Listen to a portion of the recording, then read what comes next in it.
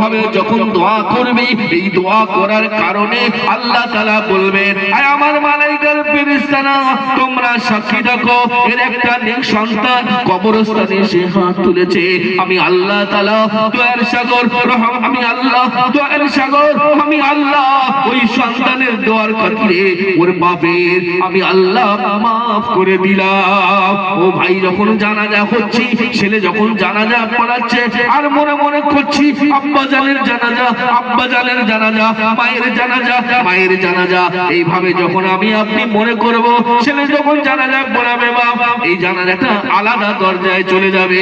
তাই বাপ আমার বোনেরা ভাইয়েরা মাদ্রাসার দিকে লক্ষ্য রাখতে হবে। আজকের বর্তমানে যে ওয়াকফ বিল পাস হয়েছে, এই ওয়াকফ বিলের পাশের জন্য আল্লাহর কাছে দোয়া করতে হবে। ও আল্লাহ তাআলা, এই ওয়াকফ বিল মাদ্রাসা মসজিদ খানকার উপরে অত্যাচার হচ্ছে, মুসলমানদের উপরে অত্যাচার জুলুম আসছে, আল্লাহ আপনি হেফাজত করুন, আপনি হেফাজত করুন। ওই জালিম বাদশা নরেন্দ্র মোদী আজকে এমন একটা আইন পাস করেছে, এর জন্য আল্লাহকে বলুন, আল্লাহ যদি তার হেদায়েত থাকে হেদায়েত দাও, আর তা না হলে ওই জালিম সরকার নরেন্দ্র মোদীর আল্লাহ তুমি হাতকে ঘুরিয়ে দিয়ে দাও। আজকের বর্তমানে পরিস্থিতি, আমরা মুসলমান নামাজ নেই, রোজা নাই, দাড়ি নাই, কুরবানি নাই, হজ নেই, আইরে মুসলমান আজকের তাকে সারাও নাই। আজকের এতগুলো উলামা হযরত এলো, আজকে যদি আমরা বাড়িতে বসে থাকি তাহলে এইভাবে কিভাবে চলবে? হে মুসলমান যুবক জেগে ওঠো, জেগে ওঠো হে নওজোয়ান। হে মুসলমান আর ঘুমিয়ে থাকলে হবে না, হে মুসলমান আর ঘুমিয়ে থাকলে হবে না। এই দেশের এমন একটা দিন আসবে, কোন একদিন এই দেশে ঈমানের কলেমার পতাকা দুলবে। সুবহানাল্লাহ। কোন একদিন এ দেশের কলেমার পতাকা দুলবে, সেদিন সবাই মিলে মিশে দুঃখ বেদনা থাকবে না, সেদিন কোনদিন চোখের পানি আসবে না। কোন একদিন এদেশে কলেমার পতাকা দুলবে।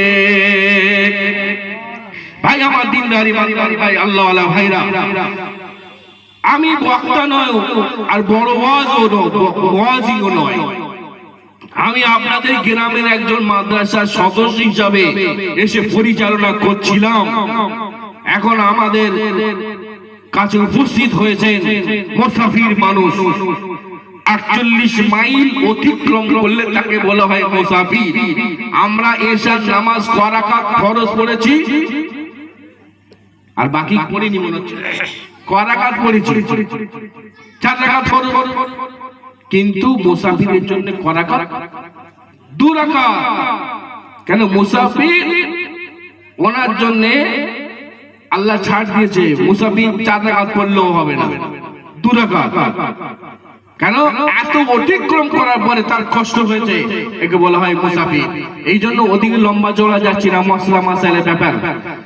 তো কথা হলো, আজকে এলাকায় ইউটিউব খুঁজলে যাকে দেখতে পাবেন, ইউটিউব খুঁজলে যাকে দেখতে পান, ফেসবুকে দেখতে পান, এলাকায় বহু জায়গায় নিয়ে ওয়াজ করেছেন।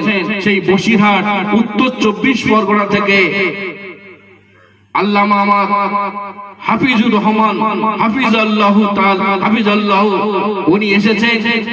উনি ওনার মূল্যবান বক্তব্য উনি পেশ করবেন। আর আমরা মুসলমান ঘরে একটু বসে থাকলে ভালো হয়, একটু আরাম আয়েশ করুন। আর আলেম বাইরে আলেম ওলামারা একটু ওয়াজ করুক, আর আমরা ঘুমিয়ে থাকলে ভালো হবে। এই জন্য আমার ভাই, আমার হাফিজুর রহমান ভাই, আমার প্রিয় মানুষ, বহু জায়গায় আমার হাফিজুর রহমান ভাইয়ের সঙ্গে অনেক ওয়াজ করেছি, অনেক জলসাও করেছি। আমার সঙ্গে বিশেষ করে ভালো সম্পর্ক। এই জন্য যুবক ভাইরা বসে যান, বাড়িতে যারা আছেন প্রত্যেকে যদি একজন কোন আমরা বসি, ইনশাআল্লাহ তাআলা আল্লাহ যদি কবুল করেন, আল্লাহ যদি কবুল করে নেন, তাহলে এই জলসাটা ইনশাআল্লাহ কিয়ামত পর্যন্ত হবে। আর আজ আমার আপনার যদি নিয়ত ঠিক থাকে, আমার আপনার যদি আল্লাহ কবুল করে নেন, এই জিন্দেগি জিন্দেগিতে 70 80 90 বছর গুনাহ করেছেন, আর বান্দা তওবা করছে একটা সেকেন্ড, বাঁচলো কত 90 বছর, 100 বছর, 105 বছর, আর তওবা করছে 1 সেকেন্ড। ওই 1 সেকেন্ডটা যদি আল্লাহ কবুল করে নেয়, ওই 90 100 বছর 110 বছর গুনাহ 1 সেকেন্ড আল্লাহ মাফ করে দেবে। জোরে বলো সুবহানাল্লাহ। 1 সেকেন্ডে মাফ করে দেবে। এই জন্য আমার হাফিজুর রহমান ভাই এসেছেন, আমরা যারা আছি সবাই মিলে এসে বসে যাই, ওনার মূল্যবান বক্তব্য নিয়ে পেশ করছেন। আল্লাহ যেন আমার এবং আমার পিছনে যে সমস্ত উলামায়ে কেরাম মসজিদের ইমাম সাহেব হজ করলেন, আল্লাহ যেন সকলের কবুল করে নেন।